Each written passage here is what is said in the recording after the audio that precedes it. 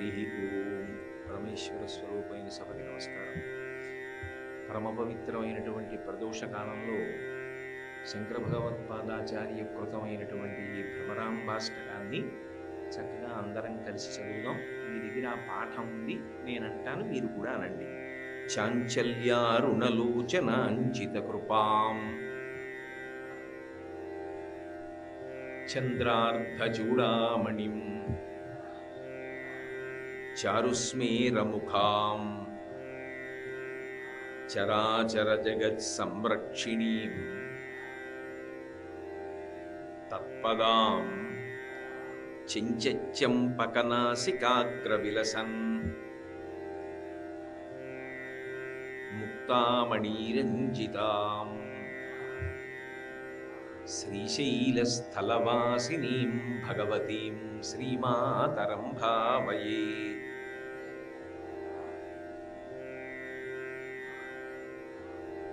కస్తూరీ తిలకాంచితేందు విలసత్ ప్రోద్భాసి పాలస్థలీం కర్పూరద్రవమిశ్రచూర్ణ ఖదిరామోదోల్లసద్వీటికాం లోలాపాంగతరంగతైరితి కృపాసారైః నతానందినీం శ్రీశైలస్థలవాసినీం భగవతీం శ్రీమాతరం భావయే.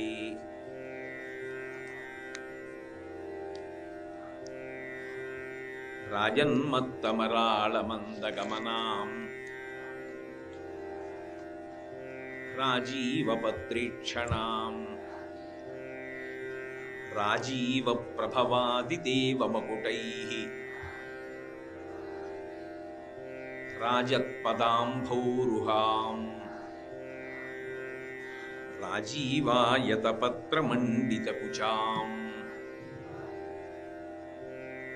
రాజాధిరాజేశ్వరీం శ్రీశైలస్థలవాసినీం భగవతీం శ్రీమాతరం భావయే.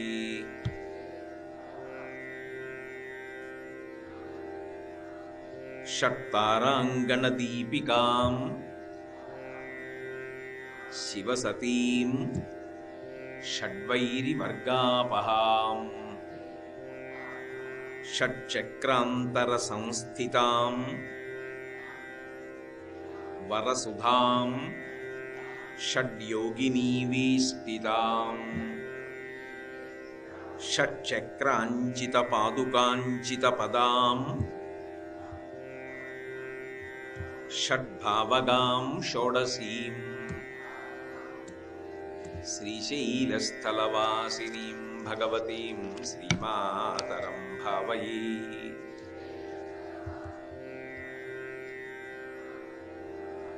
శ్రీనాదాధృతపాలితత్రిభువనాం శ్రీచక్రసంచారిణీం గానాసక్తమనోజ్ఞయౌవనలసత్ గంధర్వకన్యావృతాం దీనానామతివేలభాగ్యజననీం దివ్యాంబరాలంకృతాం శ్రీశైలస్థలవాసినీం భగవతీం శ్రీమాతరం భావయే.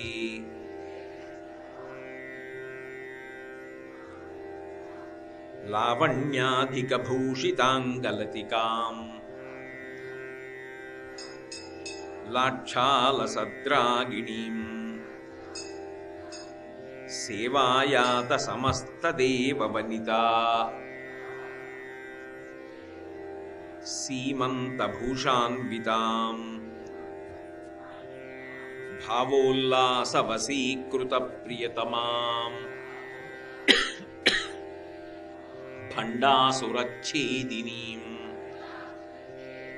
శ్రీశైలస్థలవాసినీం భగవతీం శ్రీమాతరం భావయే.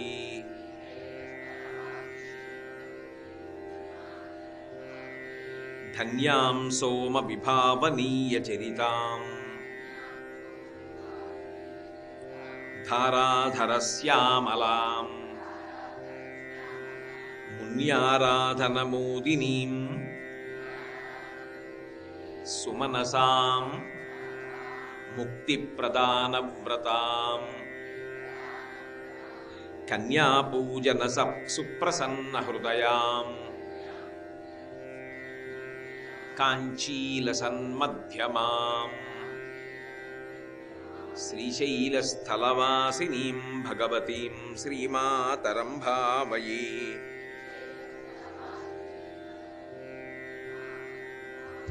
కర్పూరాగరుకుంకుమాంకితకుచాం కర్పూరవర్ణస్థితాం హృష్టోత్కృష్టసుహృష్టకర్మదహనాం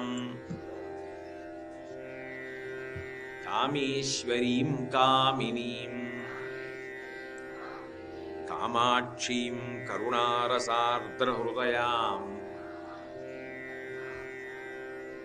కల్పాంతరస్థాయినీం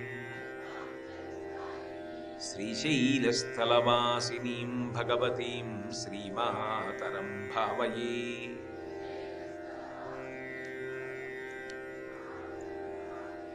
గాయత్రీం గరుడధ్వజాం గగనగాం గాంధర్వగానప్రియాం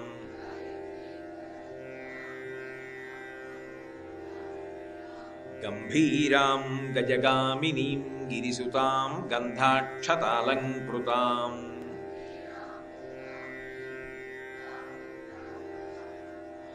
గంగా గౌతమ గర్గ సంనుతపదాం గాం గౌతమీం గోమతీం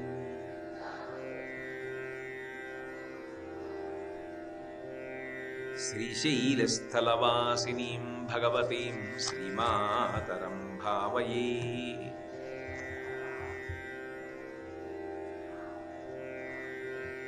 పరదేవతానుగ్రహం చేత 4వ శ్లోకంలో షట్తారాంగణదీపికాం శివసతీం షడ్వైరి వర్గాపహాం అన్న విషయం మీద నిన్ను భగవతి పలికించినంత మేర పలికి ఉన్నాను. షట్చక్రాంతర సంస్థితాం వరసుధాం షడ్యోగినీవేష్టితాం షట్చక్రాంచిత పాదుకాంచిత పదాం షడ్భావగాం షోడశీం శ్రీశైలస్థలవాసినీం భగవతీం శ్రీమాతరం భావయే అంటారు ఇవాళ శంకర భగవత్పాదులు. ఇది ఒక వరుస కూర్పు. ఈ శ్లోకంలో ఆయన గొప్ప యోగ రహస్యాలు కొన్నింటిని పేర్కొంటున్నారు. ఆ భ్రమరాంబ ఎవరో కాదు, ఆమె సాక్షాత్తుగా షట్చక్రాంతర సంస్థితాం అంటున్నారు. ప్రతి వారిలో కూడా 6 చక్రములు ఉంటాయని, ఆ 6 చక్రములనే 6 కమలములు షట్కమలములు అని పిలుస్తారు. అవే షట్చక్రములు అని పిలువబడతాయి. ఆ షట్చక్రములను దాటిన తర్వాత 7వదైనటువంటి సహస్రార చక్రాన్ని చేరుకుంటారని మనకి కుండలిని యోగం గురించి ప్రస్తావన చేస్తారు శ్రీ విద్యలో. అయితే నేను ఈ సందర్భంలో ఒక విషయాన్ని మనవి చేయదలుచుకున్నాను. అవి కేవలంగా విని సాధన చేసేటటువంటివి మాత్రం కావు. అవి దానిలో నిష్ణాతుడైనటువంటి సిద్ధుడైనటువంటి గురువు దగ్గర కూర్చుని నేర్చుకునేవే తప్ప అవన్నీ పుస్తక పఠనం చేసో లేకపోతే ఓ పుస్తకాన్ని చదివి చెప్తే వినో సాధన చేసే విషయాలు మాత్రం కావు. కేవలము గురుముఖత గురువు గారి దగ్గర ఉండి నేర్చుకోవలసినటువంటి పరమ గోప్యమైనటువంటి యోగ సాధన సంబంధమైన విషయాలు. అయితే శ్రీ విద్యా తంత్రమునందు ఇది చాలా ప్రధానమైన విషయం కాబట్టి శంకర భగవత్పాదులు ఇక్కడ అమ్మవారి యొక్క వైభవాన్ని ప్రస్తుతి చేస్తున్నారు. షట్చక్రాంతర సంస్థితాం, ఆ తల్లి 3.5 చుట్లు చుట్టుకున్నటువంటి పాము రూపంలో, పాము రూపంలో అంటే నిజంగా పాము అని కాదు, కుండలిని శక్తిగా ప్రతి వారి యొక్క వెన్ను పాము యొక్క చివరి భాగంలో పడుకుని ఉంటుంది ఆ కుండలిని. దాన్ని యోగమునందు నిద్ర లేపుతారు. ఆ యోగమునందు నిద్ర లేచినటువంటి కుండలిని పైకెక్కుతుంది. అలా పైకెక్కినప్పుడు ఒక్కొక్క చక్రాన్ని భేదించుకుంటూ పైకెడుతుంది. అందులో మొట్టమొదటిది మూలాధార చక్రం. మూలాధార చక్రం తర్వాత స్వాధిష్టాన చక్రం. స్వాధిష్టాన చక్రం తర్వాతది మణిపూరక చక్రం. మణిపూరక చక్రం తర్వాత అనాహత చక్రం. అనాహత చక్రం తర్వాత విశుద్ధి చక్రం. విశుద్ధి చక్రం తర్వాత ఆజ్ఞాచక్రం. ఆజ్ఞాచక్రం అంటే ఈ కనుబొమల రెండిటి మధ్యలో ఉంటుంది, బొట్టు పెట్టుకునే స్థానంలో ఉంటుంది. అదే మనసు ఉండేటటువంటి ప్రదేశము అని సౌందర్యలహరిలో కూడా మహీం మూలాధారే కమపి మణిపూరి అన్న శ్లోకాల్లో శంకరాచార్యుల వారు ఈ చక్రముల యొక్క వైభవాన్ని చెప్పారు. యోగి ఒక్కొక్క చక్రాన్ని భేదించి పైకి ఎక్కినప్పుడు ఆ చక్రము వలన ఒక్కొక్క భూతము వశపడుతుంది. భూతము అంటే ఏదో దయ్యాలు అవి అని కాదు నా ఉద్దేశ్యం.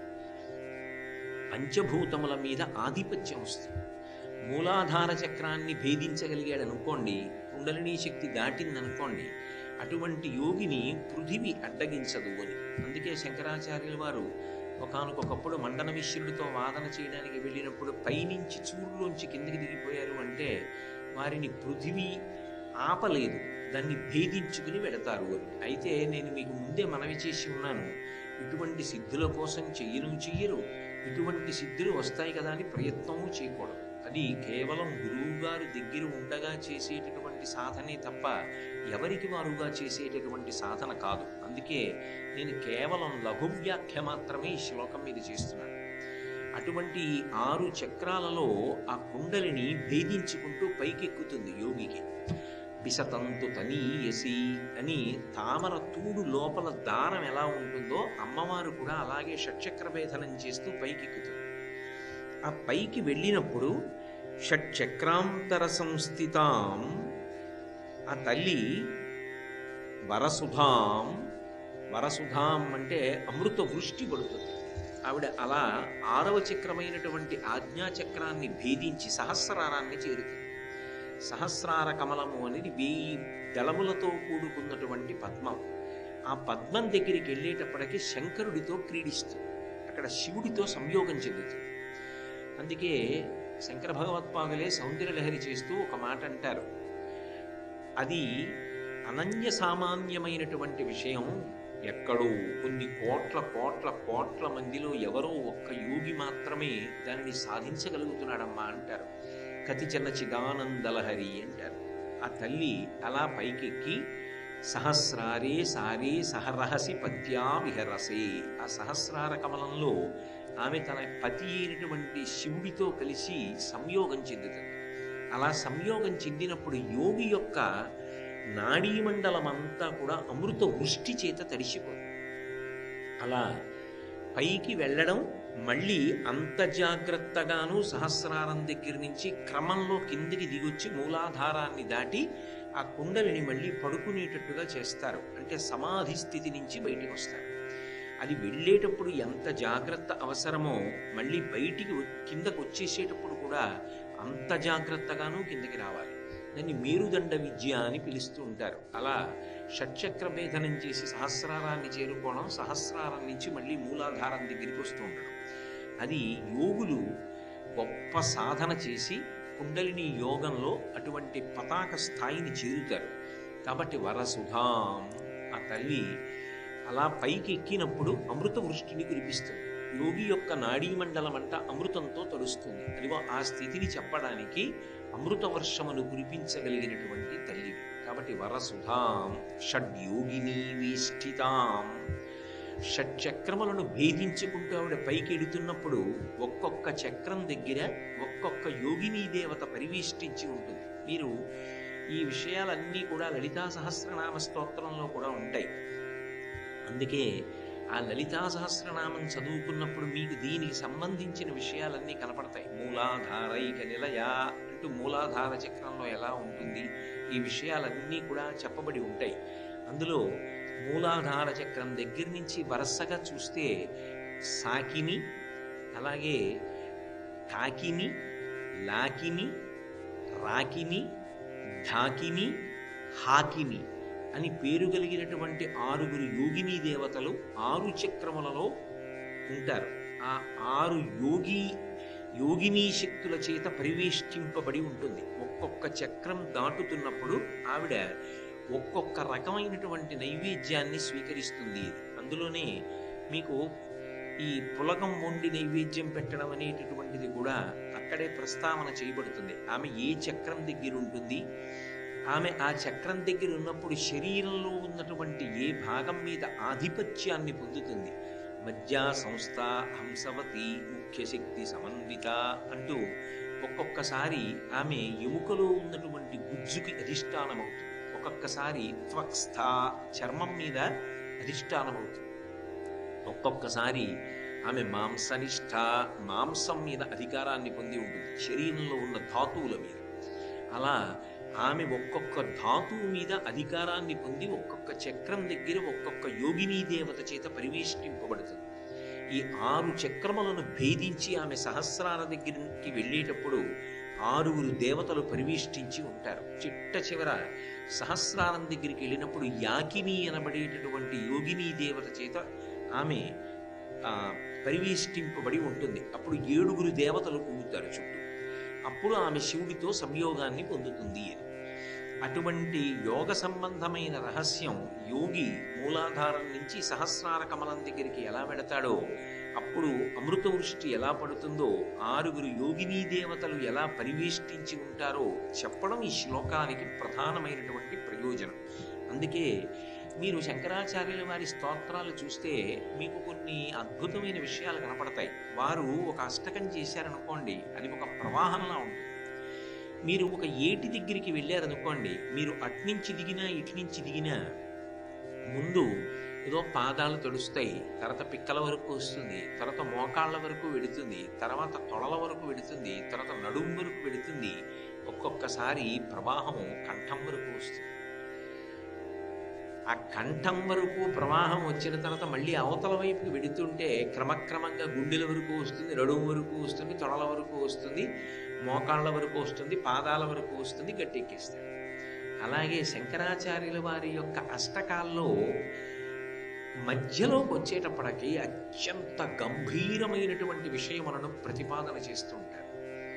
మళ్ళీ చివరికి వెళ్ళేటప్పటికి చాలా తేలికగా మనందరం కూడా అనుభవించడానికి యోగ్యమైనటువంటి విషయాల్ని ప్రస్తావన చేస్తారు. ఇవి ఉంటాయి సుమ అని తెలుసుకోవడానికి నేను అందుకే 1కి 4 మార్లు ఇవాళ మనవి చేస్తున్నాను. అది విని అనుష్ఠించేటటువంటి విషయములు మాత్రము కావు, అవి గురువుల దగ్గర ఉండి నేర్చుకోవలసిన విషయాలు. కానీ అవి ఉన్నాయి, అవి అమ్మవారి యొక్క స్వరూపము అని చెప్పకపోతే జగద్గురువుల యొక్క వాంగ్మయం ఆ అష్టకం పరిపూర్ణత్వాన్ని పొందదని ఆయన ప్రస్తావించి ఉంటారు. కాబట్టి షడ్యోగినీ వేష్టితాం షట్చక్రంచిత పాదుకంచిత పదాం, ఆమె ఒక్కొక్క చక్రాన్ని దాటి వెళ్ళిపోతున్నప్పుడు ఈ చక్రాలన్నీ కూడా తల్లి యొక్క పాదములకు పాదుకలుగా అయి వెళ్ళిపోతూ ఉంటుంది, భేదించుకుంటూ. ఆ వెళ్ళిపోయేటటువంటి స్థితి, ఆ కుండలిని ఒక పాము పైకి లేచి వెళ్ళినట్టు మెరుపు తీగల పైకి ఎక్కినటువంటి వైనంలో ఆ స్థితి ఎలా ఉంటుంది అంటే షట్చక్రములను తన పాదములకు పాదుకలుగా తొడుక్కుని ఎక్కుతున్నట్టుగా ఎక్కుతూ ఉంటుంది. కాబట్టి షట్చక్రంచిత పాదుకంచిత పదాం షోడశీం, షడ్భావగాం అలా ఉంచండి. షోడశీం, ఏ తల్లి ఈ యోగ విద్యకి సంబంధించి ఇటువంటి కుండలినీ శక్తిగా ఉంటుందో, ఏ తల్లి షట్చక్ర భేదనం చేసి పైకెక్కుతుందో, ఏ తల్లి సహస్రార కమలమనందు శంకరుడితో సంయోగము చెందుతుందో, ఏ తల్లి అలా కుండలిని ప్రేరేపించి పైకి ఎక్కగలిగినటువంటి యోగి యొక్క నాడీ మండలాన్ని అమృత వృష్టి చేత తడుపుతుందో, ఆ తల్లి షోడశీం 16 అక్షరములు కలిగినటువంటి మంత్రము చేత ప్రతిపాదింపబడుతుంది. నిన్నను 15 అక్షరములు కలిగినటువంటి పంచదశి మహామంత్రంలో ఉన్నటువంటి హాదికూటంలో ఉన్న 6 అక్షరాల గురించి ప్రస్తావన చేస్తూ షట్తారాంగణ దీపికాం అని మొదలుపెట్టి షోడశీంతో పూర్తి చేశారు. 6తో మొదలుపెట్టి 16తో పూర్తవుతోంది. 16 కళలతో ఉన్నటువంటి పూర్ణిమా చంద్రబింబల్లా ఉంటుంది ఆవిడ ముఖం. అందుకే చంద్రమండల మధ్యగాం అని ఇంకొక శ్లోకంలో ఒక చోట ఒక మాట అంటారు, ధన్యాం సోమ విభావనీయ చరితాం ధరాధరశ్యామలాం మున్యారాధన మోదినీం సుమనసాం ముక్తి ప్రదానవ్రతాం కన్యాపూజన సుప్రసన్న హృదయాం కాంచీలసన్మధ్యమాం శ్రీశైలస్థలవాసినీం భగవతీం శ్రీమాతరం భామయే అంటారు. సోమవిభావనీయ చరితాం. ఆమె చంద్రమండల మధ్యంలో ఉండి ఉపాసింపబడుతుంది. కాబట్టి ఆమె షోడశి, 16 కళలతో ఉంటుంది. 16 అక్షరములు కలిగినటువంటి మంత్రము చేత ప్రతిపాదింపబడుతుంది. షడ్భావగాం. ఆ తల్లి అలా కుండలిని శక్తిగా ఉండి దానిని భేదించి పైకెక్కినటువంటి యోగికి కానీ, జ్ఞానయోగము ద్వారా ఆమె అనుగ్రహాన్ని పొందడానికి ప్రయత్నించిన వాడికి కానీ, భక్తి యోగము ద్వారా అనన్య భక్తితో ఆమెని సేవించినప్పుడు కానీ ఫలితము మాత్రం ఒక్కటే. మీకు తేలికగా అర్థం అవడానికి నేను ఒక ఉదాహరణ ప్రయోగిస్తాను, మీరు పట్టుకుంటారు. కాకినాడ రావాలనుకుని మీరు సామర్లకోటలో ఏదో ఒక రైలు దిగారనుకోండి. కాకినాడ ఎలా వెళ్ళవచ్చండి అని అడిగారనుకోండి. మీ దగ్గర డబ్బులు ఉంటే కారు తీసుకుని వెళ్ళవచ్చు, ఒక మార్గం. అంత డబ్బులు లేకపోతే ఆటోలో వెళ్ళవచ్చు, ఒక మార్గం. అంత డబ్బులు కూడా లేకపోతే బస్సులో వెళ్ళవచ్చు, ఇంకొక మార్గం. అలా వెళ్ళొచ్చో వెళ్ళకూడదో తెలియదు, కానీ ఇక్కడెక్కడో ఎప్పుడో ఎవరో ఓ మాట అన్నారు, ఇక్కడి నుంచో సొరంగం ఉంది, ఆ సొరంగంలో వెళితే కాకినాడ చేరుతారని. కానీ ఆ సొరంగంలో వెళ్ళి వచ్చిన వాళ్ళని నేను చూడలేదు. ఆ సొరంగంలో కూడా వెళ్ళవచ్చు. సొరంగంలో వెళ్ళినా కాకినాడ చేరుతారు, ఆటోలో వెళ్ళినా చేరుతారు, కారులో వెళ్ళినా చేరుతారు, బస్సులో వెళ్ళినా చేరుతారు. మీ శక్తిని బట్టి ఉపాసన. శక్తి లేని దానికి ఆకర్షణీయంగా కనపడింది కదా అని మాత్రం సొరంగ ప్రవేశం చేయకూడదు. మీకు అర్థమైందని నేను అనుకుంటున్నాను. కాబట్టి ఆ తల్లి షోడశి, ఏ మార్గంలో మీరు వెళ్ళినా కాకినాడే చేరుతారు. అలాగే ఆ తల్లి ఏం చేస్తుంది అంటే షడ్భావములను తీసేస్తుంది. మాయ అన్న మాటకు అర్థం ఏమిటంటే, మనిషి క్యారుమని ఏడ్చి అమ్మ కడుపులోంచి బయటికి వచ్చిన దగ్గర నుంచి మళ్ళీ శరీరమును విడిచిపెట్టేసే పర్యంతము కూడా ఈ 6 భావములలో ఒక భావము సత్యమనేటటువంటి రూఢము చేసుకుని దాని యందు నిలబడి ఉంటాడు. మొదటిది పుట్టినది. ఆ భావము మనం ఇప్పుడు అభివ్యక్తం చేయడం, అనుభవాన్ని చెప్పడం సాధ్యం కాదు. ఎందుకనంటే నిస్సందేహంగా నేను మా అమ్మ కడుపులో పడుకున్నాను 9 నెలలు, అందులో సందేహమేం లేదు. కానీ మీ అమ్మగారి కడుపులో 9 నెలలు పడుకున్నప్పుడు నువ్వు పడ్డ అవస్థ ఎలా ఉంటుంది అని అడిగితే నేను చెప్పలేను. అది అజ్ఞానం కావచ్చు, అసలు ఎరుక లేనితనం కావచ్చు, అది చెప్పడం కుదరదు. అలాగే శిశుత్వం. అమ్మ కడుపులోంచి పుట్టినప్పుడు వీడు పుట్టాడు అని బాగా తెలిసిన్నది మా అమ్మకి, వీడు పుట్టాడు అని తెలిసిన్నది మా నాన్నగారికి. మా అమ్మ కన్నా మా నాన్నగారి కన్నా ముందు తెలిసిన్నది వైద్యులకి, తర్వాత తెలిసినది బంధువులకి. నాకు నేను పుట్టాను అన్న విషయం తెలుసా అంటే తెలియదని చెప్పడం కుదరదు, తెలుసు అన్న విషయం చెప్పడం అంతకన్నా కుదరదు. కానీ నేను పుట్టాను అన్న భావన మాత్రం ఏదో ఒకటి ఉండాలి. ఎందుకు ఉండాలి అంటే, అమ్మ కడుపు కటిక చీకటి, అంత కటిక చీకట్లోంచి బయటికి వచ్చిన తర్వాత అంత వెలుతురు చూసి, ఆ పసికన్నులతో అంత పెద్ద పెద్ద ఆకారాలు చూసి, చుట్టూ మనుష్యులు ఉంటారు కదా, అన్ని దీపాలు చూసి, ఆ మాటలు ఏవో శబ్దాలు చెవిలో పడుతుంటే వాడు పొందేటటువంటి అవస్థ, వాడు దీనికి సర్దుకోవడానికి, ఈ పరిస్థితికి వాడు సమన్వయం కావడానికి వాడు ఏదో చాలా ఇబ్బంది పడతాడు, నిస్సందేహంగా పడతాడు. అందులో ఏమీ అభ్యంతరకరమైన విషయం లేదు. ఆ తల్లే నాకు మాతృదేవో భవ అనే పుస్తకం ఇచ్చారు, అందులోనే ఉంది.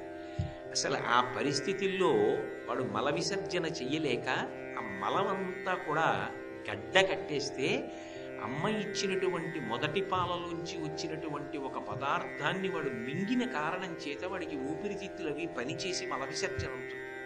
అంటే పుట్టినది, నేను పుట్టాను భావన ఉన్నది. పుట్టినది భవతి ఉన్నది. మృత శిశువు జనించిందనుకోండి, ఉన్నది అని ఎలా అంటారు మీరు? కాబట్టి పుట్టినది ఉన్నది అదొక భావన, నేనున్నాను. ఈ ఉన్నది మార్పు చెందినది.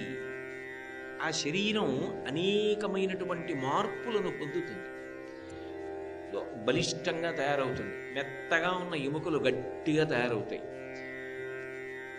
పెరిగి పెద్దవాడు అవుతూ ఉంటాడు. శరీరమునందు రోమకళలో మార్పు వస్తుంది. దిలీప్ మహారాజు గారు చెప్పినట్టు గుండెల మీద కొడుక్కి వెంట్రుకలు వచ్చే ఇంకా నాకు వాడికి అవరాజ్య పట్టాభిషేకం చేయించన్నాడు.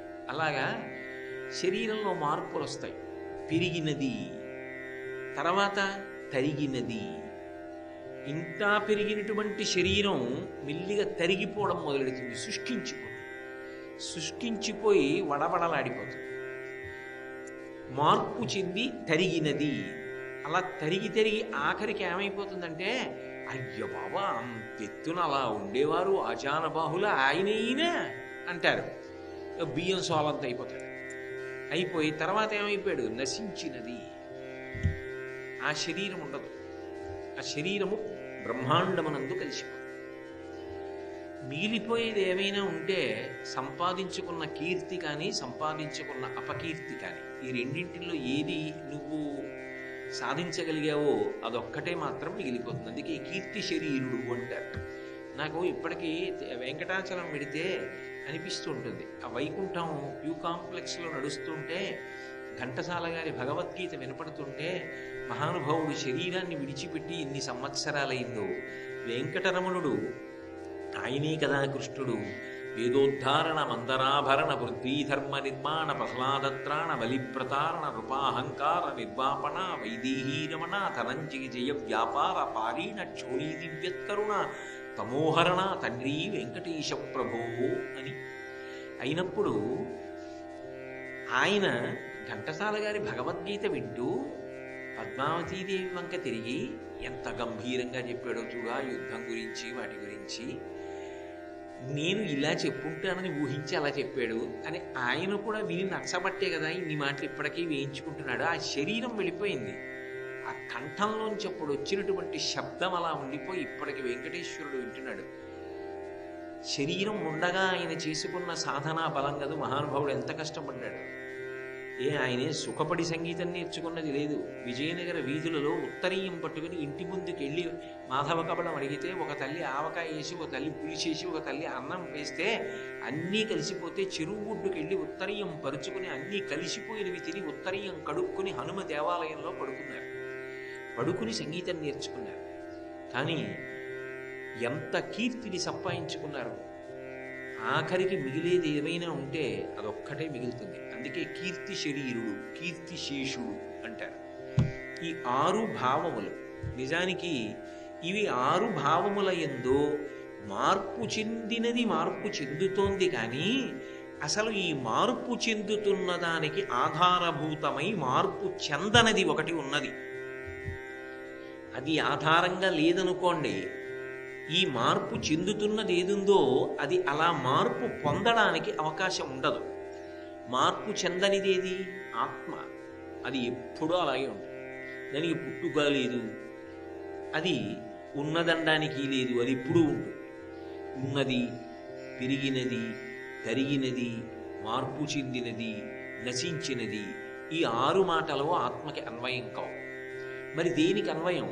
శరీరానికి అన్వయం. ఈ శరీరానికి అన్వయమైనటువంటి ఈ 6 మాటలలో ఒక మాట దగ్గర ఎప్పుడూ ఎక్కడో అక్కడ నిలబడతాడు జీవితంలో. ఏదో నేను పెద్దవాడిని అయిపోతున్నాను, ఇంకా పదవీ విరమణకి దగ్గరికి వచ్చేస్తున్నాను, నేను వృద్ధుడనైపోతున్నాను అని ఒక భావన పొందాను అనుకోండి.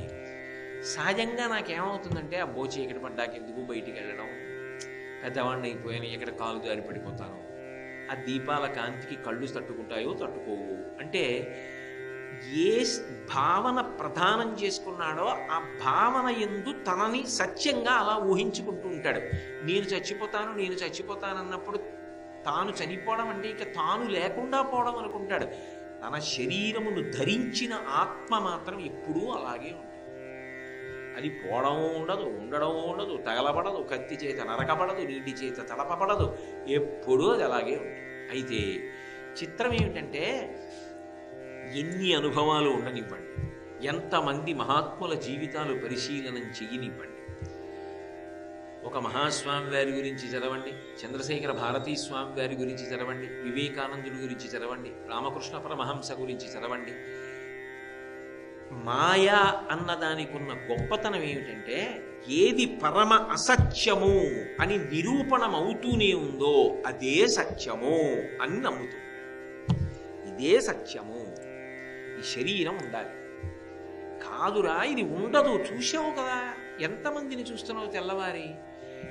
నువ్వు పొమ్మన్నా పోనిది ఆత్మ, నేను ఆత్మ అని రూఢమైందనుకోండి, నోటితో అనడం కాదు, నేను ఆత్మ రూఢమైపోయింది అనుకోండి, ఇంకా భయం దేనికి అసలు? అది పోదుగా, అది వెళ్ళేది కాదుగా. భగవాన్ రమణులు పొందారు ఒకప్పుడు ఆ అవస్థ మధురైలో. పొందిన తర్వాత ఇంకా ఆయన జీవితంలో ఆయనకి భయం అన్న మాటతో స్పర్శ లేదు. కానీ అదే మాయ. ఆ మాయలో ఆవిడ తిప్పుతూ ఉంటుంది. ఆ తిప్పడంలో ఏం చేస్తాడంటే ఆ భయం, ఆ ఉద్వేగం, ఆ ఓపిక యవ్వనంలో ఉన్నప్పుడు నేను ఇప్పుడు సంపాదించుకోవద్దా, నేను ఇప్పుడు సుఖపడద్దా, గాడి తప్పడం అంతా అక్కడే ఉంటుంది. అయిన తరువాత మిగిలిన సమయాల్లో చింత. చితి ఒకసారి కాలుస్తుంది, చింత నిరంతరం కాలుస్తుంది. ఈ 6 భావముల యందు తిరుగుతుండడంలో ఏం చేస్తాడంటే ఈ భావమునకు మళ్ళీ పిలకలు వస్తాయి. చూడండి, కంద పిలకకి పిలకలు వస్తాయి, అరటికి పక్కన పిలకలు వస్తాయి, అలా పిలకలు వస్తాయి. ఏమిటి పిలకలు అంటే ఏదో మార్పు చెందినది, ఉన్నది, పెరిగినది. నేనిప్పుడు యవ్వనంలో ఉన్నాను, నేనిప్పుడు మంచి ప్రౌఢంగా ఉన్నాను, శక్తితో ఉన్నాను అన్నాడు అనుకోండి. అలా అనగానే నేను భర్తనయ్యాను, నా భార్య ఉంది, ఇప్పుడు నేను భర్తను. నిజానికి ఆత్మకి భర్తృత్వము లేదు, భార్యాత్వము లేదు. దానికి నేను భర్త, నేను తండ్రి, నేను కొడుకు, నేను అన్న, నేను తమ్ముడు, నేను గురువు, నేను శిష్యుడు, నిరంతరం మారుతూ ఉంటాడు. ఈ భావన ప్రాతిపదికగా మారిపోతూ ఉంటాడు. ఈ మారిపోతూ ఉండడంలో ఏమవుతుందంటే అహంకార మమకారములు మధ్యలో వచ్చి నలుపుతాయి. ఎందుకు నలుపుతాయి అంటే నేను తండ్రి అని అనుకున్నాను అనుకోండి, మా అబ్బాయి నేను చెప్పిన మాట విండే, గౌరవం లేదే వాడికి. నాన్నగారు పెద్ద ఆయన, అనుభవం ఉన్నవాడు, చెప్తున్నాడని వినద్దు, వాడు వినలేదు. అహంకారం అక్కడ వస్తుంది. ఇవన్నీ పిలకలం. ఈ పిలకలన్నీ అక్కడ బయలుదేరుతాయి. ఎక్కడ ఒక్క భావన యందు నిలబడ్డాడో ఆ భావన యందు అనేకముగా మారిపోతూ ఉంటాడు. నిరంతరం మారతాడు, దానికి అంతే ఉండదు. ఇక ప్రతి క్షణం మారతాడు. పొద్దున్న లేచాడు, ఈ ఇల్లు నాది. నిజానికి ఒకటి చెప్పనా, వశ్యం అంటారు సంస్కృతంలో. ఇది వశపడినది, ఈ ఇల్లు నాది అంటాడు. ఆ ఇల్లు నాది అన్నప్పుడు ఇల్లు ప్రాణమును పొంది ఊడిగం ఏం చేయదది. దానికి పెచ్చూడి పడిపోయే స్థితి వచ్చింది అనుకోండి, కింద నేను కూర్చున్నా అయ్యో పాపం వాడు ఉన్నాడని అదేం చూడదు, పెచ్చు వదిలేస్తుంది అంతే. నిజానికి ఇది నాది అని ఎవడంటాడో వాడు అలా అనబడిన దానికి దాసుడు. ఈ ఇల్లు నాది అన్నాను అనుకోండి, దానికి బూజడితే బెంగ దులుపుకోవాలి, మట్టి అడితే బెంగ కడుక్కోవాలి, దుమ్ము పడితే బెంగ సున్నం వేసుకోవాలి, ఏ మరమ్మత్తు వచ్చినా చేసుకోవాలి. ఎందుకంటే దానికి నువ్వు వశపడ్డావు. నిజానికి అది నీకు వశపడింది ఏం లేదు. అది వశపడితే అయ్యో పాప ఆయన ఏమైనా అనుకుంటాడు, బాగుండదు, దుమ్ము పడితే దులుపుకుందా, స్నానం చేసిందా, అదేం ఉండదు. నాది నాదని ఎన్ని మాటలు అంటున్నావో అన్ని మాటలు నువ్వు దానికి వశపడుతున్నావు, సేవకుడు అయిపోతున్నావు. ఇన్ని పాశములు మీద వేసుకుంటాడు. ఇన్ని పాశముల మధ్యలో, ఇన్ని రాగముల మధ్యలో, ఇన్ని ద్వేషముల మధ్యలో ఇంతగా మారడంలో నలుగుడు పడిపోతాడు. ఆ నలుగుడు ఎప్పుడు ఎలా ఉంటుందంటే ఒక్కొక్కసారి తాను పైనున్నాననుకుని నా మాట కింద వాళ్ళు వినలేదని బాధపడతాడు. ఒక్కొక్కసారి తాను కింద ఉన్నాననుకుని నన్ను పైవాడు అర్థం చేసుకోరని బాధపడతాడు. మొత్తానికి బాధే పడుతూ ఉంటాడు, నలుగుడు పడుతూనే ఉంటాడు. ఈ నలుగుడులో ఆవేశాలు పొందుతూ ఉంటాడు, కోప్పడుతూ ఉంటాడు, బాధపడుతూ ఉంటాడు, నలుగుడు పడుతూ ఉంటాడు, ఏదో అంటూ ఉంటాడు, వాచికంగా పాపం చేస్తాడు, నిజంగా పాపం చేస్తాడు, ఏవో రకరకాలు. ఇదంతా కలిపే మాయ. ఎందుకని అసలు నిజానికి ఆత్మ సత్యమైనది. ఆత్మ ఈ లాల్చీ నేను ఇప్పుడు తొడుక్కొచ్చా, ఇంటికి వెళ్ళాక చెమటడుతుంది. చెమటడితే నిర్మోహమాటంగా దీన్ని తీసి పక్కన పారేస్తాడు. ఎందుకంటే నేను తొడుక్కున్నాను తప్ప లాల్చీ మాత్రం నేను కాదు, ఉత్తరీయం నేను కాదు, దండా నేను కాదు, ఈ పంచా నేను కాదు. ఇవన్నీ నేను తొడుక్కున్నవి అని చెమట పడితే ఎలా వదిలేస్తున్నానో ఇది జర్జరీభూతమైనప్పుడు కూడా అయ్యో పాపం దీనివల్ల నీకు ఉపయోగం ఏమిటిరా అని ఆత్మ దీన్ని అలా వదిలిపెట్టేస్తుంది. అలా వదిలిపెడుతున్న ఆత్మ నేను అని ఇప్పుడు ఇలా చెప్తున్నానా? ఆ భావన యందు నేను రూఢము కాదు, నేను నిలబడలేదు. అలా నిలబడితే ఇక నేను ఇంత ఉపన్యాసాలు చెప్పాల్సిన అవసరం ఉండదు, హాయిగా ఆనందం అనుభవించవచ్చు. కాబట్టి ఈ మారిపోతున్నటువంటి భావనల చేత నిరంతరము ఘర్షణకి లోనైపోతూ ఉంటాడు. అలా మాయ యందు తిరుగుతాడు. ఆవిడ అనుగ్రహం కలిగింది అనుకోండి, షడ్భావగాం, నీకు పుట్టుక లేదు, నీకు పెరగడం లేదు, నీకు తరగడం లేదు, నీకు మార్పు చెందడం లేదు, నువ్వు నశించడం లేదు.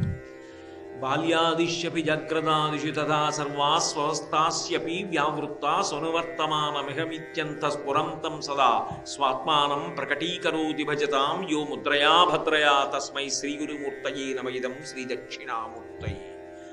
లోపలి ఆత్మకి బాల్యము లేదు, యవ్వనము లేదు, కౌమారము లేదు, వార్ధక్యము లేదు, పుట్టుక లేదు, మరణము లేదు, ఎప్పుడు లేదు, అది అలాగే ఉంది. అది నేను అనుకున్నవాడికి వచ్చేటటువంటి గొప్ప లక్షణం ఏమిటంటే శరీరము పడిపోతున్నప్పుడు సాక్షిగా ఉంటాడు. నేను ఈ లాల్చీ విప్పేస్తున్నాను అనుకోండి, అమ్మయ్యా చెమట పట్టిన లాల్చీ వదిలిపారేశాను. రమణ మహర్షి మాటల్లో చెప్పాలి అంటే, కూలికి కట్టెల మోపు ఎత్తుకుని వస్తున్నవాడు ఉన్నాడు అనుకోండి, ఇంటికి తీసుకెళ్తున్న యజమాని అదిగో అక్కడే ఇల్లు అంటాడు. కట్టెలు ఎత్తుకున్నవాడేమంటాడు, ఇంకా ఎక్కడండి ఇల్లు, ఇంకా ఎక్కడండి అంటాడు. ఎంత తొందరగా ఇల్లు వస్తే బరువు అంత దింపేసుకుందామని.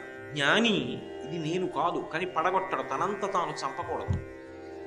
ఆత్మ నేను, దాని చేత ధరింపబడింది. ఒకవేళ ఇది పడిపోతోంది అనుకోండి, తాను ఆత్మగా పడిపోతున్న శరీరానికి సాక్షిగా నిలబడి చూస్తాడు. అమ్మయ్యా విడుదల పొందారని ఆనంద భాష్పాలు పొందుతాడు భగవాన్ రమణుల. కానీ అది నోటితో చెప్పినంత తేలిక మాత్రం కాదు. అది ఎందుకు వస్తుంది? ఆ జ్ఞానము దేని వలన పొందుతారు? జీవన్ముక్తులు అంటారు. వాళ్ళు మోక్షమును పొందిన వారే. మోక్షం అంటే చచ్చిపోయిన తర్వాత వస్తుంది అనుకోకూడదు. జీవన్ముక్తుడు అంటే బ్రతికుండగానే ఆ జ్ఞానమును పొంది నేను ఆత్మ అని రూఢము చేసుకుని నిలబడినవాడు. అటువంటి వారికి శరీరం పడిపోయిన తర్వాత వారు విదేహ మోక్షం పొందారు అంటారు. ఆ జీవన్ముక్త స్థితి ఎప్పుడు వస్తుంది అంటే, నేను ఆత్మ తప్ప ఈ శరీరము నేను కాదు అన్న సత్యమునందు అనుభవపూర్వకంగా నిలబడితే ఆ తర్వాత అసలు ఈ భావములకు అవకాశము లేదు. భావమునకు అవకాశము లేనప్పుడు అసలు ఘర్షణ లేదు. ఘర్షణ లేనప్పుడు తాను శాంతిగా ఉంటాడు. అదిగో అలా చెయ్యగలిగిన తల్లి ఎవరు, అలా అనుగ్రహించగలిగిన తల్లి ఎవరు అంటే, ఏ తల్లి మాయలో తిప్పుతోందో ఆ తల్లే మాయ నుంచి బయటికి తీసుకురావాలి. అందుకే ఆ తల్లి షడ్భావగా, ఈ 6 భావముల నుండి విడుదల ఇవ్వగలిగినటువంటి తల్లి, సత్యమునందు ఊంచుకునేటట్టుగా చెయ్యగలిగిన తల్లి ఆమెయే. ఎందుకని అంటే కదలికలన్నీ ఆవిడ, కదలిక లేని స్థితి శివుడు. కదిలి కదిలి కదిలి కదిలి కదిలి కదిలి ఎక్కడికి వెళ్ళాలి అంటే ఇంకా కదలిక లేని స్థితికి వెళ్ళాలి. సత్యం అంటే ఇంకా ఏ కదలిక లేదు. స్థాణు ధర్మం కదలిక, ఆవిడ ధర్మిణి, ధర్మబద్ధిని. కదలికలన్నీ ధర్మము చేత కట్టబడాలి. శాస్త్రం ఎలా పేర్కొందో అలా ప్రవర్తించగా ప్రవర్తించగా ప్రవర్తించగా కట్లు ఊడిపోయి ఇక కదలిక లేని స్థితిని పొందుతాడు. కదలిక లేని స్థితి అంటే తాను ఆత్మగా నిలబడతాడు. ఆ స్థితిని ఇవ్వగలిగిన తల్లి ఎవరు? ఆమెయే. ఆమె ఉపాసన వలన ఆమె అనుగ్రహించి శివశక్త్యైక్యరూపిణి లలితాంబిక నిన్ను శివుణ్ణి చేస్తుంది. పాశములను కోసేసి చిట్ట చివరికి పశుపతి యందు కలిపేస్తుంది. అందుకే సౌందర్యలహరి చేస్తూ శంకరాచార్యులు వారు ఒక మాట అంటారు, చిరంజీవన్నేవ క్షపిత పశుపాశ వ్యతికర పరానందాభిక్యం రసయతి రసం తద్భజనవా. అమ్మా, నిన్ను ఎవడు సేవిస్తున్నాడో, ఎవడు భక్తి భావనతో నిన్ను పూజిస్తున్నాడో అటువంటి వాడికి పశుపాశములు క్రమక్రమంగా తెగిపోతాయి. తెగిపోయి వాడు ఈ భావముల నుండి వినిర్ముక్తుడై సత్యమై కదలిక లేని యథార్థమైన ఆత్మ నేను అన్న అనుభవంలోకి వెళ్తాడు. అదే జీవన్ముక్త స్థితి. అది ఇవ్వగలిగిన తల్లి. అది కుండలిని యోగం ద్వారా వెడతారు, భక్తి యోగం ద్వారా వెడతారు, కర్మయోగం ద్వారా వెడతారు, జ్ఞానయోగం ద్వారా వెడతారు, శరణాగతి ద్వారా వెడతారు. శరణాగతి అంటే ప్రయత్నం చేసి చేసి చేసి చేసి చేసి మనసు సహకరించలేదనుకోండి, ఆ విషయం ఊళ్ళో వాళ్ళకి కాదు చెప్పేది, ఆవిడికి చెప్తారు. అమ్మా నేను అలా చెయ్యాలనుకుంటున్నాను కానీ నా మనసు సహకరించట్లేదు, అలా నిలబడలేకపోతున్నాను. అందుకే దూర్జటి చెప్పుకున్నాడు కాళహస్తీశ్వరుడి దగ్గరికి వెళ్ళి. అది నిజాయితీ, అది శరణాగతి. రోసీరోయదు కామినీజనుల తారుణ్యోరు సౌఖ్యంబులను వాసీబాయదు పుత్ర మిత్రధన సంపద్భ్రాంతి వాంఛాలతల్ కోశీకోయదు నమనంబకట నీకున్ ప్రీతిగా సత్క్రియల్ చేసి చేయదు. దీని తుళ్ళనచవే శ్రీకాళహస్తీశ్వర. అప్పటికి వైరాగ్యం పొందినట్టు ఉంటుంది. ఏం పిల్లలు, మళ్ళీ తెల్లారేటప్పటికి పోనిద్దు రక్త సంబంధం అంటాడు. ఏం డబ్బు అంటాడు. మళ్ళీ 10 రూపాయల కోసం మళ్ళీ మాయ. మిగిలినవన్నీ ఇంక నేను ప్రత్యేకంగా చెప్పవలసింది ఉంది. రోషి రోజు కామినీ జనుల తారుణ్యోరు సౌఖ్యంబులరు. పద్యం వింటే అర్థం అవుతోందిగా. కాబట్టి అదంతా అలా తిప్పుతూ ఉంటుంది. అప్పటికి వదిలినట్టు ఉంటుంది, పట్టుకుంటూ ఉంటుంది, వదిలినట్టు ఉంటుంది, పట్టుకుంటూ ఉంటుంది. ప్రధానము షడ్భావగా దాన్ని తీసి సత్యవస్తువునందు నిలబెట్టగలిగినటువంటి తల్లి ఏ మార్గములో వెళ్ళినా నువ్వు ఆ లక్ష్యమునకే చేరుస్తావు. అది ఆవిడికి చెప్పుకున్నా బలహీనత, శరణాగతి చేసినా ఆవిడ జోక్యం చేసుకుని అనుగ్రహిస్తుంది. సామర్లకోట నుంచి కాకినాడ రావడం మీ శక్తిని బట్టి ఏ మార్గంలోనైనా వచ్చింది. కాబట్టి షడ్భావగాం షోడశీం శ్రీశైల స్థలవాసినీం భగవతీం శ్రీమాతరం భావయే. ఈ శ్లోకంలో శంకరాచార్యులు వారు చాలా గంభీరమైనటువంటి యోగ సంబంధమైన విషయాల్ని, వారు జ్ఞాన మార్గావలంబకులు కాబట్టి వారు ఎప్పుడూ కూడా అందరూ శారదా కటాక్షాన్ని పొందాలి అని కోరుకుంటారు. అందుకే మహానుభావుడు ఈ దేశంలో ప్రజలకి సరస్వతీ కటాక్షము లోపము ఉండకూడదని వనదుర్గ మంత్రాలతో కట్టి సరస్వతీదేవిని ప్రతిష్ఠించిన మహాపురుషుడు. అటువంటి శంకర భగవత్పాదులకి అత్యంత ప్రీతిపాత్రమైన పేరు శారద. శారద అంటే ఆయనకి ఎంతో ప్రీతి, ఎందుకంటే సరస్వతీ కటాక్షం శారద. ఇవి శారదా నవరాత్రులు అయినప్పుడు వారు జ్ఞానం గురించి మాట్లాడరు, విడుదల గురించి మాట్లాడరు. అందుకని అమ్మవారి గురించి మాట్లాడుతున్నారు కాబట్టి కుండలిని యోగం దగ్గర నుంచి చరమ ప్రయోజనం వరకు ఆమె అనుగ్రహము ద్వారా మనము ఎలా విడుదలను పొందుతామన్న విషయాన్ని ఆ శ్లోకంలో ప్రతిపాదన చేశారు. తరువాత అంటారు, శ్రీనాథాధృతపాలిత త్రిభువనాం శ్రీచక్ర సంచారిణీం గానాసక్త మనోజ్ఞ యవ్వనల సద్గంధర్వ కన్యామృతాం దీనానామతివేల భాగ్యజననీం దివ్యాంబరాలంకృతాం శ్రీశైలస్థలవాసినీం భగవతీం శ్రీమాతరం భావయే. శ్రీనాథాధృతపాలిత త్రిభువనాం. మహానుభావుడు శంకర భగవత్పాదులంటే ఆయనకి ఒక్కొక్క మాట ఆయన వేశారు అంటే అజ్ఞానం అనేటటువంటి అడవిని కాల్చేస్తారు. శ్రీ అంటే లక్ష్మి, శ్రీనాథుడు లక్ష్మీనాథుడు విష్ణువు. విష్ణువు చేత ఆదరింపబడినటువంటి ఈ భువనములనన్నింటినీ పరిపాలిస్తున్నదానా. స్థితికర్త అంటాం. విష్ణువుకి స్థితికర్త అని పేరు. సృష్టికర్త, స్థితికర్త, ప్రళయకర్త అని 3 మూర్తులు. అయితే ఈ 3 మూర్తులు చేసేటటువంటి ఏ పైనికైనా ప్రాతిపదిక మాత్రం కారుణ్యమే, దయ. దయతో చేస్తారు.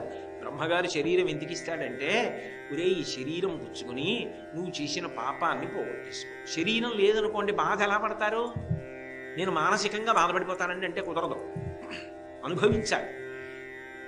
ఏదో నేను గతంలో ఓ కుక్క మోకాళ్ళ మీద కొట్టాను అనుకోండి, అది బతికున్నన్నాళ్ళు కాళ్ళు ఈడుస్తూ బతికింది. ఆ పాపం ఎలా పోవాలి? ఈ జన్మలో నాకు మోకాళ్ళ నొప్పులు వస్తే పోతుంది, ఆ పాపం పోయింది. అందుకే ఇప్పటికీ పంతులు గారు దారి పడిపోయారండి, కాళ్ళు నొప్పి చేసిందంటే అయ్యో పాపం అంటారు. అంటే ఏ జన్మలో ఎప్పుడు ఎవరు దారి పడిపోయేటట్టు కొట్టి పాపం చేశాడో ఇప్పుడు దారిపడి ఆ పాపం పోగొట్టుకుంటున్నాడు అని దాని అర్థం. అందుకని అయ్యో పాపం అంటుంటారు. కాబట్టి ఆమె శరీరమును ఇస్తోంది సృష్టికర్త ద్వారా. సృష్టికర్త్రి బ్రహ్మరూప. ఆమె శరీరమును ఇచ్చినప్పుడు దయతో ఇస్తోంది. చేసిన పాపాన్ని పోగొట్టుకో, కొత్తగా పుణ్యం చేసుకో ఈ శరీరంతో. ప్రత్యేకించి మనుష్య జన్మలో నీకు మాట ఇచ్చాను, ఈ మాటతో పుణ్యం చేయి. చేతులు ఇచ్చాను, 10 మందికి ఉపకారం ఇచ్చాను. మనసు ఇచ్చాను, మంచి భావనలు ఇచ్చాను. వీటితో పుణ్యం చేసుకో. చేసిన పాపాలు దుఃఖం రూపంలో పోగొట్టుకో. భరించలేనంటావా? భక్తితో ఉన్నావు కాబట్టి నేను జోక్యం చేసుకుని పాము కరవలసిన దాన్ని చీమతో కరిపించి తగ్గిస్తాను. పట్టికెళ్ళి అదే పనిగా పువ్వులు వేసేస్తాను, తులసిమాలలు వేసేస్తాను, బయటకు వచ్చి తప్పుడు పనులు అన్నీ చేసేస్తానంటే కాదు ఆవిడ వశపడేది.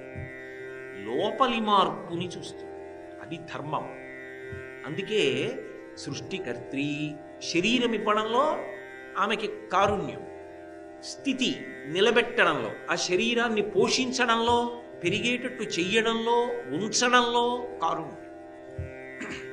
వృద్ధాప్యం వచ్చేసి జర్జరీభూతం అయిపోయింది అనుకోండి, ఇక ఆ శరీరం సహకరించదు, దానితో ఆయన ఏమీ చేయలేడు. అటువంటప్పుడు ఆ శరీరంతో నువ్వేం చేసుకోలేవురా, ఇంకా దీనితో అంట కాగుతానంటావు. అందుకే సనాతన ధర్మమునందు మృత్యువు దేవత. ఆవిడికి వ్రతాలు పూజలు లేకపోయినా ఆవిడ దేవతే, ఆవిడ దయ్యం కాదు.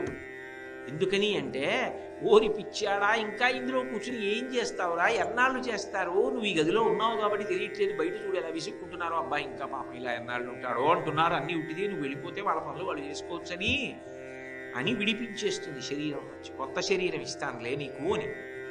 కాబట్టి ఆవిడ మృత్యు దేవత. ప్రళయము అంటే శరీరములు పడగొట్టడమే కాదు శివుడి పని, జ్ఞానం ఇవ్వడం ఆత్యంతిక ప్రళయం. మొత్తం అందరినీ కాసేపు పడుకుంటారా, ఎన్నాళ్ళు ఇలా జన్మచక్రంలో తిరుగుతారు అని సమస్త భూతములను ఆయన కొంతకాలం పడుకోబెట్టేస్తే మహాప్రళయం. నిద్రపుచ్చితే స్వల్పకాలిక ప్రళయం. జ్ఞానదాత మహేశ్వర. అందుకని ప్రళయకర్త. ఏది చేసినా దయతో చేస్తాడు భగవంతుడు. అటువంటప్పుడు ఈ భువనములనన్నిటినీ కూడా నిలబెడుతుంటాడు విష్ణుమూర్తి. ఆయన చేత ఆదరింపబడి ఉంటాయి. ఈ ఆదరింపబడినటువంటి ఈ భువనములు ఏవున్నాయో వాటిని నువ్వు పరిపాలిస్తున్నావు. ఏమిటి దాని అర్థం అంటే, యథార్థమునకమ్మా ఆ స్థితికర్త అయినటువంటి విష్ణువుని పురుషస్వరూపంగా చెప్తే విష్ణువు, అదే విష్ణువుని స్త్రీ స్వరూపంగా చెప్తే నువ్వు. అందుకే ఇద్దరూ అవతార స్వీకారం చేస్తారు, ఇద్దరూ రాక్షస సంహారం చేస్తారు, ఇద్దరూ ధర్మాన్ని నిలబెడతారు. ఆయన కృష్ణ పరమాత్మగా భగవద్గీతనిచ్చి ప్రస్థానత్రయంలో ఒకటిచ్చి జగద్గురువై నిలబడతాడు. ఆవిడ గురుమండల రూపిణి అయి నిలబడుతుంది. ఆవిడది అలంకార ప్రియత్వం, ఆయనది అలంకార ప్రియత్వం. అంటే పైకి పురుష స్వరూపంగా ఉంటే విష్ణువు అని పిలువబడుతుంది, స్త్రీ స్వరూపంగా ఉంటే భ్రమరాంబ అని పిలువబడుతుంది. తప్ప యథార్థమునకు మాత్రం ఒక్కటే. అంతవరకు ఎందుకండి? ఒక్క విషయం ఆలోచించండి. సృష్టి బిడ్డలు పుట్టడం అన్నది ఎక్కడ జరుగుతుంది? స్త్రీ ఎందు జరుగుతుంది. ఒక్క మనుష్య ప్రాణి కాదు, లోకంలో ఎక్కడైనా కూడా స్త్రీ ప్రాణి చేస్తుంది. అందుకే పురుష ప్రాణి కన్నా స్త్రీ ప్రాణికి బిడ్డల యందు ఉన్నటువంటి అనురక్తి, ఆ దయా వీరు. నేను ఈ మధ్య కాలంలోనే ఒక పుస్తకం చదివాను. ఆ పుస్తకంలో ఒక అద్భుతమైన విషయం రాశారు. నేను ఆ పుస్తకం చదవగానే చదువుకుంటున్న వాడిని మూసేసి, చదువుకుంటున్న బల్ల మీద పెట్టేసి గబగబా వంటింట్లో ఉన్న మా ఆవిడ దగ్గరికి వెళ్ళి చెప్పాను, నేను ఎంత అద్భుతమైన విషయం చదివానో. శాస్త్రవేత్తలు విదేశాల్లో ఒక ప్రయోగం చేశారట, ఇది వినని చెప్పి చదివి వినిపించారు. ఒక చోట కొన్ని ప్రాణులను తీసుకెళ్ళి, మొట్టమొదట పురుష ప్రాణులను, మగ ప్రాణులను అన్నింటినీ తీసుకెళ్ళి ఒక అగ్ని వలయం, అగ్నిహోత్రంతో చిన్న గోడ లాంటిది కట్టి దాని మధ్యలో ఉంచారు. అంటే వాటికి వేడి తగలకుండా ఉండేటట్టుగా పెట్టి, ఒకవైపు అన్నం, ఒకవైపు నీళ్లు, ఒకవైపు దాని భార్య, ఒకవైపు దాని బిడ్డలు ఉంచారు. ఈ పురుష ప్రాణి ఏం చేసిందంటే కొంతసేపు అలా కూర్చుంది. మరి బయట అగ్నిగోడ ఉందిగా, పొట్టిగా ఉంది, మంట వెలుగుతూ. ఇక తెగించేసింది. ఎంతసేపు ఇక్కడ కూర్చుంటాం, ఇంకా ప్రాణం పోయేటట్టుందని దూకేసి మొదట ఎక్కడికి వెళ్ళిందంటే నీళ్ళ దగ్గరికి వెళ్ళింది. నీళ్లు తాగేశాక లోపల పడేశారు. కాసేపు ఆగి దూకడం వచ్చిందిగా, ఆహారం దగ్గరికి పోయింది, మళ్ళీ లోపల పడేశారు. కడుపు నిండుగా ఉందిగా, భార్య దగ్గరికి పోయింది, మళ్ళీ లోపల పడేశారు. అప్పుడు పిల్లల దగ్గరికి వెళ్ళి స్త్రీ ప్రాణులను తీసుకొచ్చి లోపల పడేశారు. పడేస్తే ప్రాణం పోయేలా అనిపించగానే స్త్రీ ప్రాణి దూకి మొట్టమొదట పిల్లల దగ్గరికి వెళ్ళి, అది అమ్మతనం, అది అమ్మ యొక్క గొప్పతనం. నేను ఎవరిని కించపరచడానికో తక్కువ చేయడానికో ఇది చెప్పట్లేదు, జరిగిన ప్రయోగాన్ని చెప్తున్నాను. ఒకవేళ నేను సృష్టించానని మీరు అనుకుంటే మా ఇంటికి వస్తే పుస్తకం చూపిస్తాను. కాబట్టి అది సృష్టిలో ఆ భగవతి యొక్క అనుగ్రహం, ఆవిడ దయ అలా ఉంటుంది. సామాన్యంగా అమ్మకే అంత ప్రేమ ఉంటే, పక్షులలో పశువుల్లో ఆ స్త్రీ ప్రాణికి అంత ప్రేమ ఉంటే, ఇన్ని ప్రాణులను లోకములను కన్న తల్లి జగదంబ ప్రేమ ఎలా ఉంటుంది? ఆమె ప్రేమ ఏమని వర్ణిస్తాం? అందుకే ఆ తల్లి ఆమె లోకములనన్నింటినీ సృష్టించాలి. అందుకే విష్ణువు యొక్క నాభికమలంలో బ్రహ్మగారు వచ్చారంటారు. అంటే విష్ణువే స్త్రీ స్వరూపంగా ఉన్నప్పుడు అమ్మవారు, పురుష స్వరూపంగా ఉన్నప్పుడు విష్ణువు. అందుకే మీరు చూడండి, అమ్మవారంటే పార్వతీదేవి, విష్ణువు ఎక్కడ చూసినా అన్నా చెల్లెళ్ళుగానే ఉంటారు. హంస హంసిని పార్వతీ పరమేశ్వరుడు, శంకర శాంకరి పార్వతీ పరమేశ్వరుడు, శంభు శాంభవి పార్వతీ పరమేశ్వరుడు, శివ శివాని పార్వతీ పరమేశ్వరుడు, భవ భవాని పార్వతీ పరమేశ్వరుడు, రుద్ర రుద్రాణి పార్వతీ పరమేశ్వరుడు, నారాయణ నారాయణి విష్ణువు అమ్మవారు. వాళ్ళిద్దరూ భార్యాభర్తలు గారు, అన్నా చెల్లెళ్ళు. అందుకే ఆయన ఎక్కడ పుడితే ఆవిడప్పుడు అక్కడే పుడుతుంది. పూర్ణావతారం రామావతారం. మీరు శివమహాపురాణం చూడండి, మేనకాదేవికి పార్వతీదేవి అవతారం ఎప్పుడు వచ్చిందంటే చైత్రమాసంలో నవమి నాడు మధ్యాహ్నం రామచంద్రమూర్తి ఆవిర్భావం. తతశ్చ ద్వాదశే మాసే చైత్రే నవమికే తిథౌ నక్షత్రేది దైవచ్చే సోచ్ఛ సంస్థేషు పంచషు గృహేషు కర్కటే లగ్నే వక్పతాం విద్యునాసః ప్రోద్యమానే జగన్నాథం సర్వలోక నమస్కృతం అని రామచంద్రమూర్తిగా వచ్చాడు. చైత్ర శుక్ల నవమి మిట్ట మధ్యాహ్నం వేళ. అదే నవమి నాటి అర్ధరాత్రి వేళ పార్వతీదేవి పుట్టింది, వసంత నవరాత్రి. అందుకే అమ్మవారి పరంగా కూడా చేస్తారు. ఆమె రాముడు మధ్యాహ్నం వస్తే ఆమె అర్ధరాత్రి వచ్చింది. కృష్ణ పరమాత్మ శ్రావణ మాసం కృష్ణపక్షం అష్టమి నాటి అర్ధరాత్రి వేళ ఆయన పుట్టాడు. ఆయన పుట్టింది మొట్టమొదట మధురలో పుట్టాడు. ఆయన పుట్టక ముందే చెల్లెల్ని పిలిచాడు. పిలిచినప్పుడు ఏమని పిలిచాడో తెలుసా?